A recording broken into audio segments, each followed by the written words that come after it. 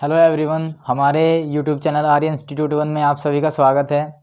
तो ये हमारी जो सीरीज चली हुई है 10वीं को लेकर के चली हुई है।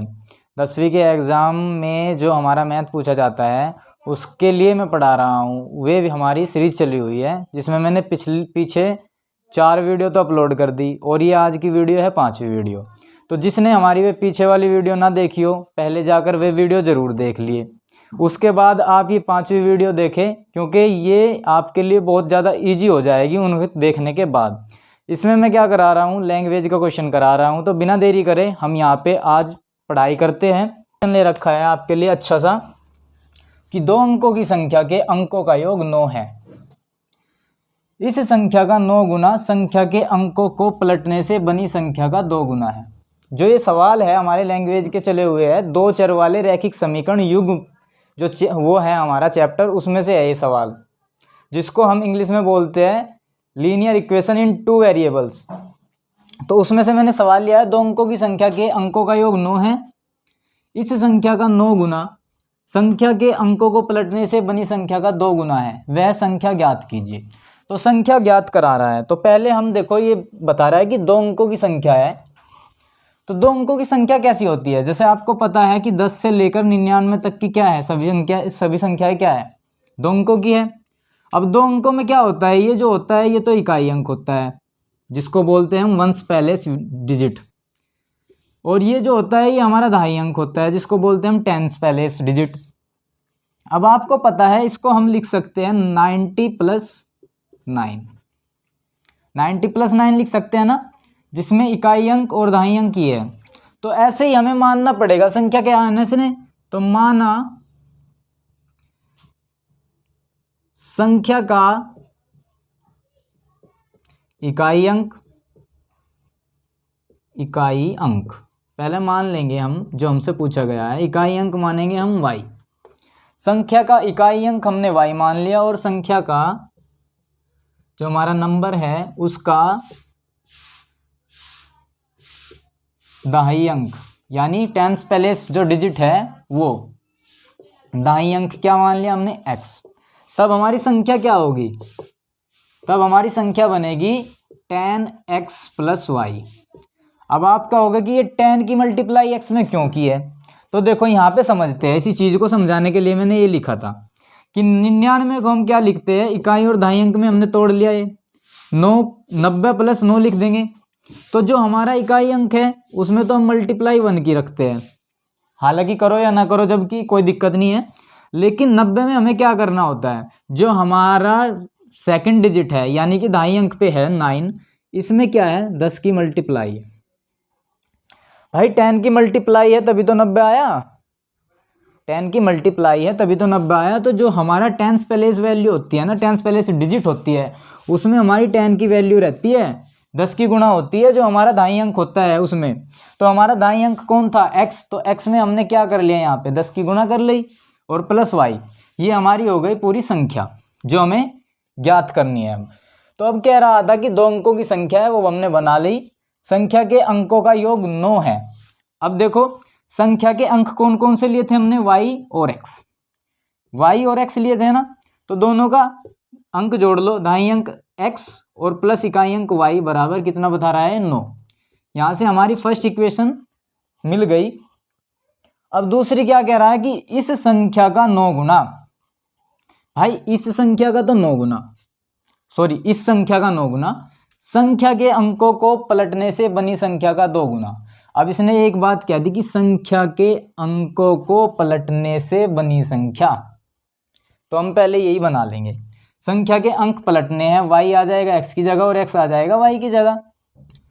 तो संख्या के अंकों को पलटने से बनी संख्या, बनी नई संख्या या बनी संख्या क्या होगी, संख्या के सिर्फ अंक पलटने हैं यानी इकाई अंक पे आप ले लो x और दहाई अंक पे ले लो आप y, और दाई वाले अंक में क्या होती है 10 की मल्टीप्लाई। तो अब की बार संख्या हमें नई प्राप्त हो गई है, ठीक है जी। अब ये संख्या प्राप्त हो गई तो ये कह रहा है जो पहली संख्या थी उसका तो 9 गुना। पहली संख्या क्या थी हमारी यहाँ पे लिख लेंगे हम प्रश्नानुसार, अकॉर्डिंग टू क्वेश्चन, प्रश्नानुसार। तो प्रश्नानुसार क्या है कि जो हमारी ये संख्या थी पहले वाली उसका तो 9 गुना, 10x प्लस वाई का तो है 9 गुना, बराबर किसके हैं, संख्या के अंकों को पलटने से बनी संख्या का 2 गुना। संख्या के अंकों को पलटने से बनी नई संख्या तो ये है, इसका 2 गुना, इसका क्या करेंगे 2 गुना। तो 2 से इसकी गुना करेंगे, 9 से इसकी गुना करेंगे, तो इसको कैलकुलेशन कर लो, 90x plus 9y is equal to 20y plus 2x। x और y वाले एक साथ ले आओ, या y वाले एक तरफ कर लो, x वाले एक तरफ कर लो। 90x तो ये हो गया, और 2x इधर आके माइनस का, 20y उधर प्लस का है, 9y उधर जाके माइनस का। अब ये हो जाएगा 88x, 88x, ये हो जाएगा हमारा 11y, 11y। अब आपको पता है ये 11 जो है इधर लाएंगे तो डिवाइड में आएगा, 11 से इसको काट देंगे, 11 8 जा 88, तो 8x आ गया आपका y की जगह, मतलब y का जो वैल्यू आया है ना आपका, तो वो 8x आ गया। तो कि 8x minus y is equal 0, ये हमारी सेकंड इक्वेशन अब बनी है। अब आप देख लो y इक्वल है दोनों में, विलोपन विधि से, एलिमिनेशन मेथड से हमको इसको हल करना होगा। ये y इक्वल है और साइन दोनों के अपोजिट हैं। जब साइन दोनों के अपोजिट होते हैं तो तब हमें क्या करना होगा, तब हमें ये दोनों इक्वेशन क्या करनी पड़ेगी, ऐड करनी पड़ेगी, जोड़नी पड़ेगी। जब इक्वेशन वो मतलब साइन जब अलग अलग होते हैं तब हमें जोड़नी पड़ेगी, यानी दोनों इक्वेशन को जोड़ने पर equation first plus equation second दोनों को ऐड कर लेंगे, x plus y is equal 9, और ये दूसरे वाली है 8x minus y is equal 0। Add करेंगे, सबके साइन वही रहेंगे, ठीक। अब ये आ जाएगा, ये जुड़ के तो 9x हो जाएगा, 9x, ये y प्लस का है, ये y माइनस का है, खत्म, इज इक्वल 0 नहीं होगा, 9 और प्लस 0 क्या होगा 9। x की वैल्यू फाइंड करनी है, 9 इधर डिवाइड में चला जाएगा, x की वैल्यू कितनी आ जाएगी 1। अब ये x की वैल्यू जो आई इसको हम फर्स्ट इक्वेशन या सेकंड इक्वेशन में जो उनसे में मन करे उसमें रख सकते हैं। तो फर्स्ट इक्वेशन में रखेंगे इसकी वैल्यू, x की जगह 1 plus y is equal 9, y की वैल्यू फाइंड करनी है, 1 इधर जाके घटा देंगे, 9 माइनस 1, तो y की वैल्यू हमारी 8 आ जाएगी। ये हमारा y का मान आ गया, x का मान हमारा 1 आ गया, y का मान हमारा 8 आ गया। ये तो हो गए हमारे x और y के मान, जबकि हमें क्या निकालना था, संख्या निकालनी थी, जो हमारा नंबर फाइंड करना था। हमें पहला फाइंड क्या करना था कि 10x प्लस वाई है हमारे पास एक नंबर जो हमने माना था अपनी तरफ से, 10x की जगह हम 1 रख देंगे, प्लस y की जगह हम क्या रख देंगे 8 रख देंगे, तो 10 1 जा 10 और प्लस 8 कितना आ जाएगा 18। तो देखो इस संख्या के दोनों अंक जोड़ लो आप, इकाई और दहाई अंक दोनों अंक जोड़ लो तो क्या आएगा 9 बन जाएगा। यही तो पहले बोला था कि दो अंकों की संख्या के अंकों का योग 9 होता है। हालांकि आपका आंसर तो ये है, लेकिन मैं थोड़ा सा प्रूफ करके ये बता रहा हूँ कि भाई दोनों अंकों को अगर जोड़ोगे तो आप आंसर 9 आएगा। तो ये हमारी क्या हो गई, संख्या हो गई 2 अंकों की। तो आपने देखा है किस प्रकार से हमने सवाल किया, विलोपन विधि से, एलिमिनेशन मेथड से हल किया है। आप इसको सब्स्टिट्यूशन मेथड से भी हल कर सकते हैं, प्रतिस्थापन विधि से, कोई दो राय वाली बात नहीं है। तो आप इसका स्क्रीनशॉट ले लो, उसके बाद में दूसरा सवाल आपके लिए लिख दे रहा हूँ। तो दोस्तों मैंने दूसरा सवाल उतार लिया है यहाँ पे। सवाल क्या है कि मीना 2000 रुपये निकालने के लिए बैंक गई। उसने खजांची से 50 रुपये तथा 100 रुपये के नोट देने के लिए कहा। मीना ने कुल 25 नोट प्राप्त किए। ज्ञात करे कि उसने 50 तथा 100 के कितने कितने नोट प्राप्त किए। देखो क्या क्या रहा है कि एक लड़की है मीना, वो बैंक गई, 2000 रुपये उसे जरूरत थी। उसने जो कैशियर भाई था उससे क्या कहा कि मुझे 2000 रुपये चाहिए, लेकिन आपको सिर्फ 50 के और 100 के ही नोट देने हैं, 50 के और 100 के ही नोट देने हैं। और उस भाई ने उसकी शर्त को मान लिया। फिर क्या आप उसको 25 नोट दे दिए उसने, 50 के और 100 के। उन 25 नोट के अंदर क्या था, 25 नोट के अंदर 50 के भी थे और 100 के भी थे। अब यही बताना है कि 50 के तो कितने नोट थे और 100 के कितने नोट थे, ये ज्ञात करो आप। तो देखो यहाँ पे क्या है कि नोट पूछ रहा है कितने प्राप्त किए उसने, 50 के और 100 के। तो जो चीज पूछता है उसको हम मान लेंगे। क्या मानेंगे कि माना 50 रुपए के नोटों की संख्या, नोटों की संख्या कितनी मान लेंगे, x, तथा 100 रुपए के जो नोट है, 100 रुपए के नोटों की संख्या मान ली इसने, y मान लेंगे हम। अब कह रहा था कि दोनों के नोट मिला करके 25 हो जाता है टोटल, 50 के भी और 100 के भी नोट। तो x प्लस वाई को जब हम मिलाएंगे, जोड़ेंगे, तो 25 है टोटल हमारे पास नोट। तो नोट की संख्या, ये तो हमारी फर्स्ट इक्वेशन हो गई यहाँ से। अब क्या है कि 50 रुपए के और 100 रुपए के नोट का जो कुल मूल्य है वो कितना है, 2000 रुपए, जिसमें 2000 रुपयों में 50 के भी है और 100 के भी है, और उन सभी को मूल्य को मिलाकर क्या है, टोटल 2000 रुपये। यानी क्या कहेंगे, 50 रुपये तथा 100 रुपये के कुल मूल्य कितना है भाई, 2000 रुपये है दोनों के नोट्स को मिला के। यानी 50 का तो आपको पता है, देखो 50 रुपए के नोट मैंने x मान लिए, अगर मान के चलो 50 के नोट में 2 मान लूं तो तब कितना मूल्य होगा, कितने रुपए होंगे, 50 दूनी 100। ऐसे ही अगर 50 के मैं 3 नोट मान लूं तो 50 या 150, यही तो चीज होगी ना। नोट की हम संख्याओं में गुणा कर लेंगे। तो ऐसे ही 50 के नोटों की संख्या थी x, तो कितने रुपए होंगे, 50x प्लस।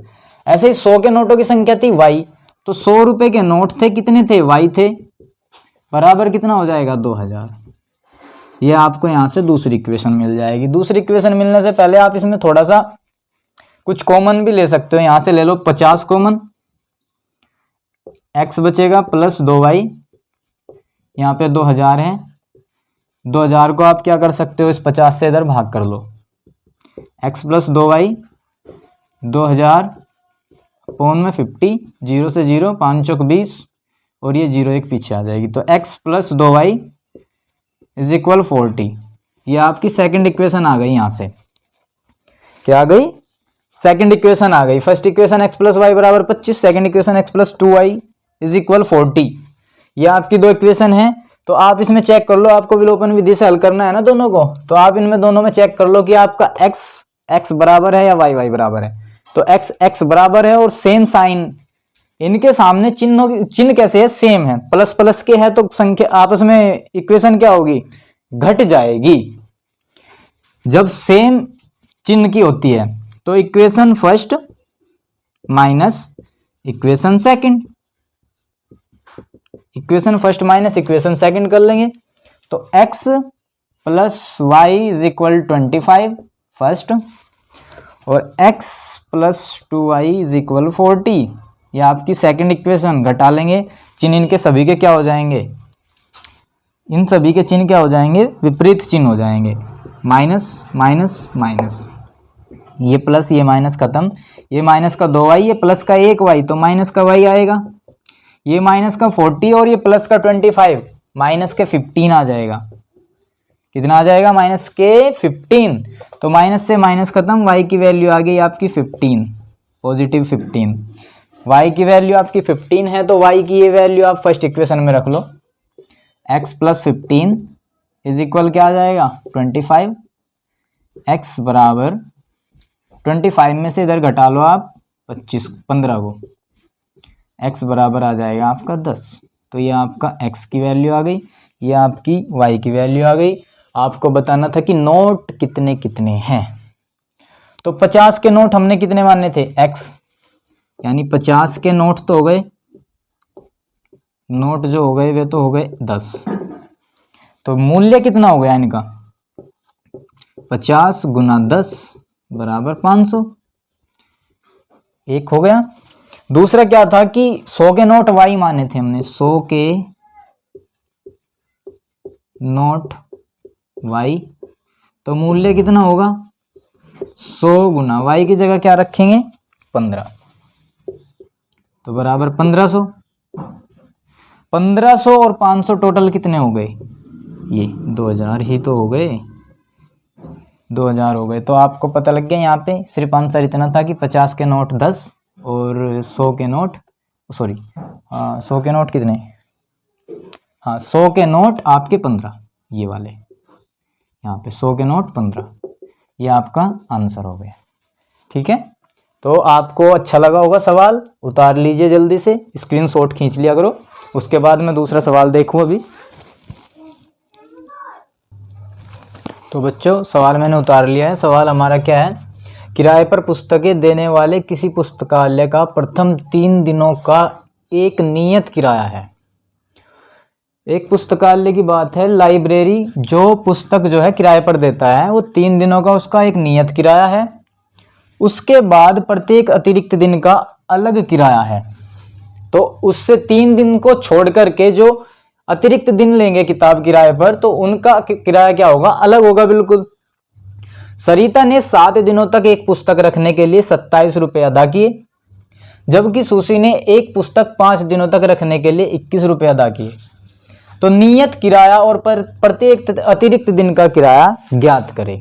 देखो, एक तो नियत किराया है जो उनका 3 दिन का तो लगता ही है, और एक अतिरिक्त दिन का किराया जो 3 दिन से ऊपर जितने भी दिन किताब लेंगे किराए पर तो उनका अतिरिक्त किराया लगेगा। 3 दिन का उनका बंधा किराया है, कुछ जो भी है वो हमें ज्ञात करना है।